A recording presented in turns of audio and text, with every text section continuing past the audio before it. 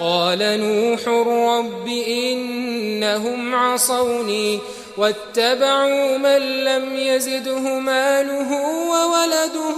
إلا خسارا ومكروا مكرا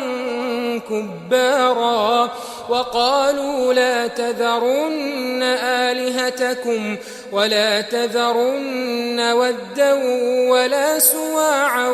ولا يغوث ويعوق ونسرا وقد أضلوا كثيرا ولا تزد الظالمين إلا ضلالا مما خطيئاتهم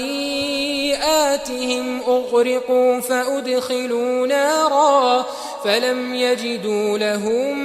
من دون الله أنصارا وقال نوح رب لا تذر على الأرض من الكافرين ديارا إنك إن تذرهم يضلوا عبادك ولا يلدوا إلا فاجرا كفارا رب اغفر لي ولوالدي ولمن دخل بيتي مؤمنا وللمؤمنين والمؤمنات ولا تزد الظالمين إلا تبارا.